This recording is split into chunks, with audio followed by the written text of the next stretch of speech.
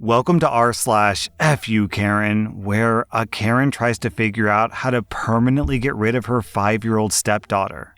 Posted to relationship rules. I want my fiancé to get rid of his 5-year-old daughter. Hello, relationship rules. Please keep me anonymous. I need some advice from your followers. My 32-year-old fiancé has a 5-year-old daughter. Her mother passed away when she was giving birth to her. He's been raising her ever since he lost his wife, with the help of his family, of course. I'm now in the picture, and we're gonna get married in 2023, and I'm 6 months pregnant with his son. I am not the stepmother type, so I know that I won't treat his daughter the same way that I'll treat our son. To be quite honest, she annoys me. She looks exactly like her mother, so she constantly reminds my fiancé of his dead wife, and she's very attached to her daddy, which makes me afraid that my son won't be able to bond with his father because of her.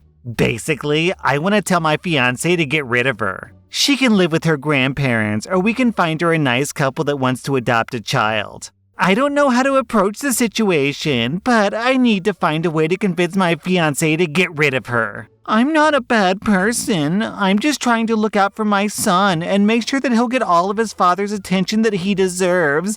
Please help!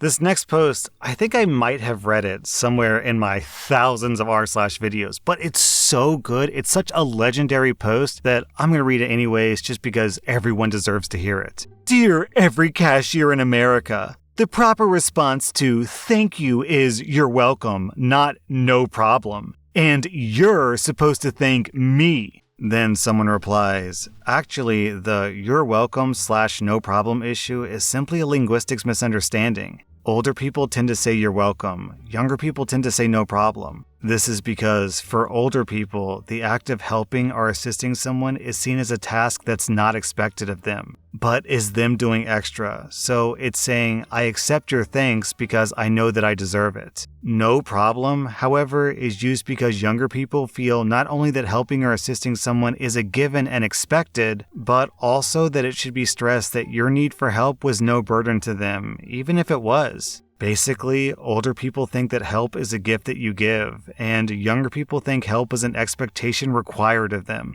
When I first read this post, I realized that I was in the no problem camp, and I never really stopped to think, why do I say no problem instead of you're welcome? And saying you're welcome feels so uncomfortable to me because it feels transactional. It's like we're exchanging favors in this kind of I don't know how to say it, just sort of cold and impersonal way. And the no problem approach feels more natural. This guy's right. To me, when I say no problem, when I give someone help, it feels like I'm expected to help, to be a good person.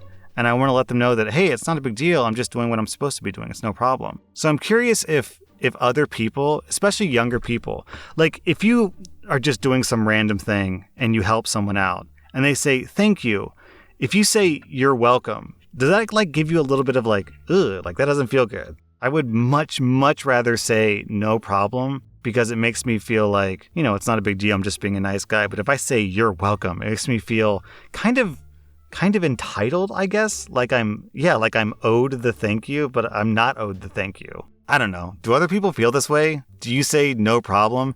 And can you say you're welcome with a completely straight face and not feel weird about it when you do a stranger a favor? Kind of curious about this, actually. Next Reddit post is from Pickin' and Grinnin'. Today, I was the Karen. So after several years, I finally pulled the plug and canceled my Comcast account. They were surprisingly easy over the phone, but I had to return my equipment. No big deal, there's a store just a few miles from my house. I had about a half hour of free time today, so I rolled into the store to drop off my router and cable box in between some appointments. Hi, I just need to drop off this stuff. The Comcast employee said, okay, can I get your phone number? There's an hour wait. All I need you to do is take this box from me. I have to wait an hour for you to take this box from my hands? Yeah, other people were here first. I had a bunch of stuff going on today, so I wasn't able to wait an hour for them to take my box. I said, I can't wait here. We can text you in an hour and you can come back. I can't. You want me to come back in an hour to just hand over the equipment? It takes 1 minute. You want me to wait an hour for that? Fine. I gave them my phone number. Then I said, can you at least take this stuff? And wouldn't you know it, they took the very equipment that I was there to return. Sorry, but I'm not going to wait an hour for a 30-second transaction. I deuced out, and later in the day I called customer support to let them know that I dropped off my equipment, but I couldn't wait an hour for them to print my receipt. They said perfect, and they marked my equipment as returned. To sum up, F Comcast. Do I have any attorney friends on here that want an easy case and want to get rich with me? The Chevron on Blank Avenue ruined my car and they're refusing to pay for it. I always buy the cheapest gas and I accidentally put diesel in my car because it wasn't clearly marked and it was the least expensive option. My car made it 2 blocks before it started jerking back and forth, causing me to sideswipe a car. I told the police what happened, and they still ticketed me and said that I was to blame for the accident, which is absolutely ridiculous. The gas station is to blame for all this. The pumps at gas stations are confusing, especially when you're in a hurry and on a budget. This is their fault, and I want to sue their butts off for the damages they caused and all the emotional stress I've been under since the accident. My life just hasn't been the same since then, and they need to pay for that. Let me know if you're an attorney and you want in on this. You mean the diesel pumps with the green handles that's literally the same in every single gas station I've ever seen in my entire life? Where every single one has green handles? You mean those diesel pumps, Karen? I can see why you'd be confused by the most consistent color coding on planet Earth. In fact, if you went to different gas stations and looked for one thing that they all had in common, I think that would actually be the only thing that's consistent. Diesel pumps have green handles. Down in the comments, we have this post from White Face Off Head. I worked at a truck stop about 40 miles outside of the Canadian border when I was in college. It was a busy place for truckers and regular folk alike. One side of the station was diesel and the other was regular gas. It was obvious. A dude walked in as I was checking people out, and he was irate. It turns out he fueled up his gigantic tour bus / motor coach with regular gas. He asked me if I thought that it would be okay to drive it anyways. I don't know, my guy. I'm a 20-year-old woman with little to no mechanical knowledge, but I'm gonna guess that it's probably not a great idea. Well, what should I do now? This is obviously your fault. You let me fill it with gas instead of diesel. I just paid $100,000 for that vehicle. He screamed at me in front of a store full of people. Well, I didn't even know that you were here. As you can see, I'm kinda busy. You should probably call a tow truck. Eventually, he did indeed call a tow truck. This dude just bought something for $100,000 and didn't even bother to read the instruction manual. Okay, alright dude. Honestly, your car deserves to get ruined. Review 1 star. I was in need of Flonase and walked into the store. The reason why I walked into the store was because the doors opened. I was told the store was closed and they wouldn't serve me. I will never return to the store again. It would have been a 1-minute transaction. This place sucks. Okay, bye. This letter was posted in, I guess, an apartment building. Owners of Stratford Towers. The pandemic is over and the COVID-19 restrictions are done. As Alberta emerges from a difficult few years, there's increasing evidence that the province's economy is on the verge of taking off. If you're like me, then you bought units in this property for one reason: location, location, location. You may not be aware, but the property along such and such road was once among the most valuable in Canada. Unfortunately, the pandemic hit 2 years ago, and rightfully so, some owners rented to people at a rate that just covered the mortgage. I know several landlords who have invested thousands of dollars in renovating their units into luxury condos.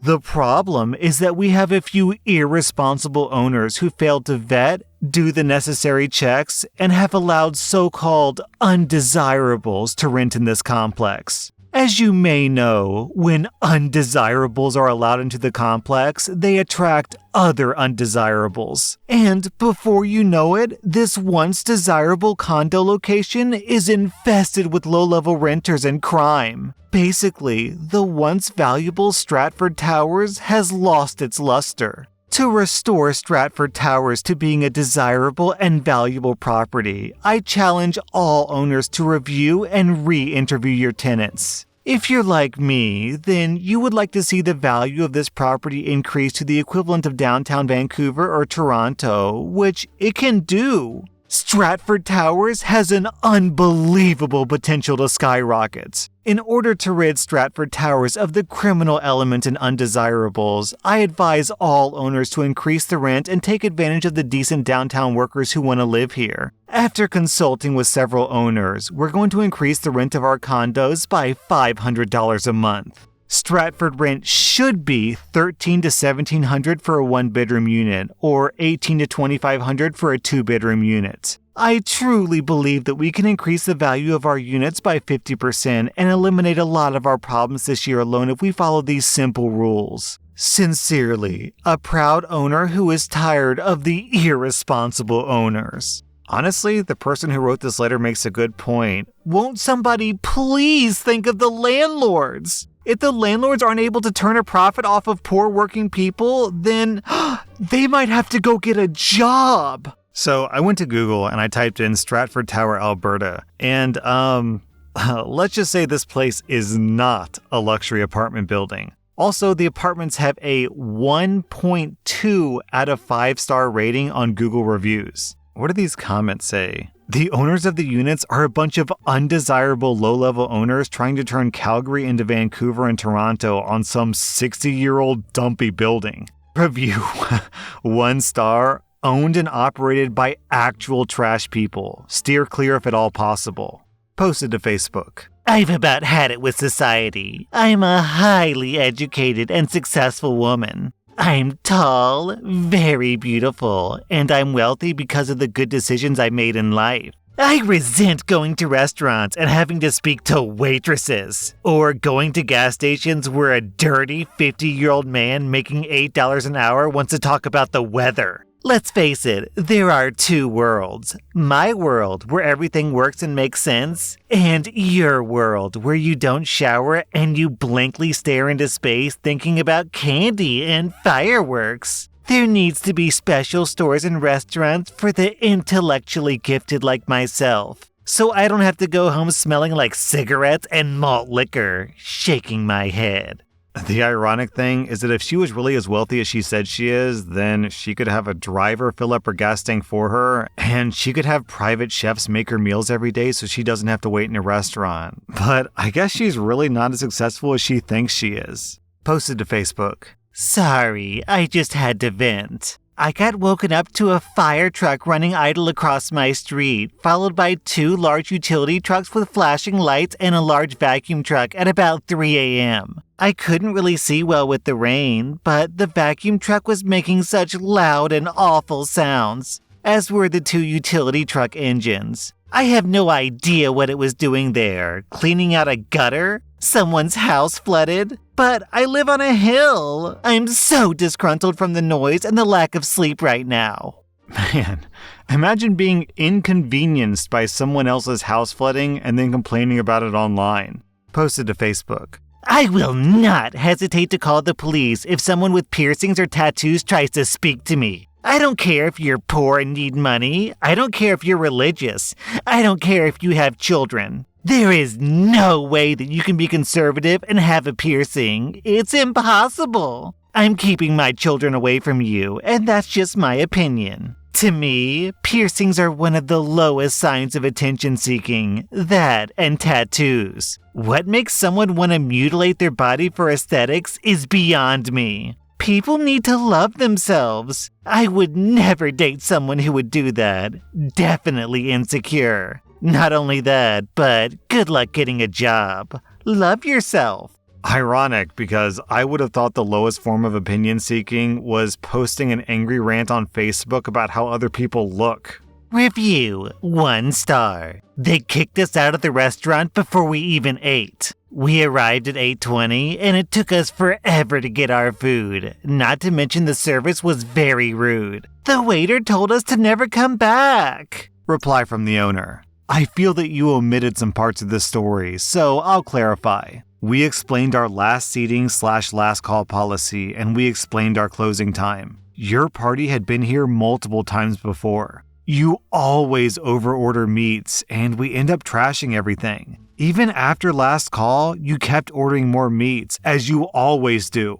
We dropped off your check at 9:20, which is reasonable because we close at 9:30. You asked if you could take 20 plates of meat plus vegetables plus leftover soup with you because we close at 9:30. We're an all-you-can-eat restaurant. We don't offer takeouts. You proceeded to get angry with our closing time, which we just explained to you before we seated you, and you demanded that we stay open late just for you. You and your party badmouthed our servers in Chinese, assuming that we wouldn't understand. We feel that we acted appropriately towards you and your party. We're different from other restaurants. We respect our servers, and we expect our customers to do the same. To the person writing this review for the party that acted disrespectfully, you can feel free to contact our restaurant to discuss the matter further. As for the party that was here, you are not welcome anymore. That was rSlash/F-youkaren, and if you like this content, check out my podcast where I publish the exact same episodes. Also, hit that subscribe button because I put out new Reddit videos every single day.